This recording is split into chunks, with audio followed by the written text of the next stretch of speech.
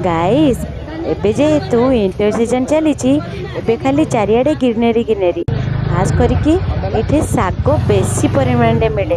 खास करके ये मेथी शाग बहुत सारा थिला। तो चलतु आज बनइबा मेथी शागर गोटे मेथी पराठा। तुमको मेथी पराठा इंटरेस्ट बोली दीटा मीडिया मेथी पराठा शाग अणाई मेथी शाग है देखो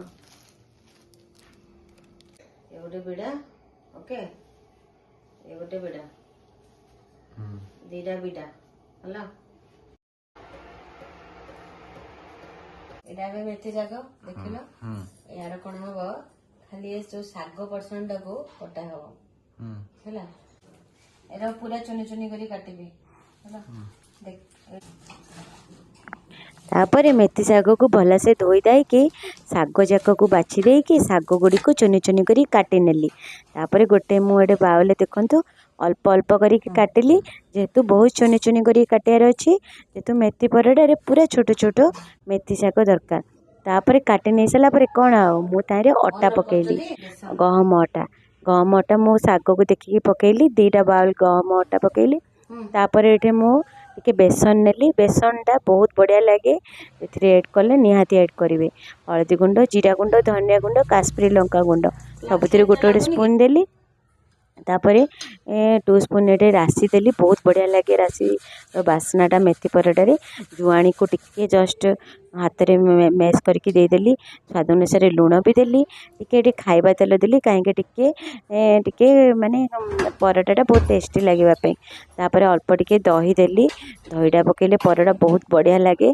तापर कौन तापर ताको भल से ये मिक्सर द्वारा भल से मुझे माने चकुड़ी देली मोर गोटे जिन पकड़ा भूली जाइए से अदा टिके पकड़ा भूली जाइए अदाटा निहाती पकईबे सांग मैंने अदा टिके ग्रेट करके पकईदेली। तापर ये देखु मोर ये मिक्सचर अगरा अटा चकुड़ा मेसीन द्वारा मुझे भल से चकुड़ी देली। तापर ये मुझे गोटे गोटे करके बेली देली पूरा पतला करके बड़ बड़ गोल नेबे बड़ बड़ गोल नहीं कि पतला पतला करके बेली देबे। तापर तावा गरम करके से गोटे पट साइड सेकिबे पुणी आउ गोटे पट साइड सेकिबे तापर दी पट साइड टिके घी देबे घी पराठाटा बहुत टेस्टी लगे। आपन चाहिए खाइबा तेल भी दे पारे बेले बेले मु बटर भी लगाए बहुत बढ़िया लगे मु प्रायतः बटर आ घी लगे कि पराठा करे मेथी पराठा बहुत बढ़िया लगे। तापर ये सेजवान चटनी सहित आ सहित सॉस ये देखु पतिदेव को पचारि पतिदेव आ केमती लगुच मेथी पराठाटा जेहेतु तांकर फेवरेट से कहले बहुत बढ़िया लगुच बहुत सॉफ्ट होता सांग मैंने निश्चय ट्राए करेंगे। रोची बाय बाय।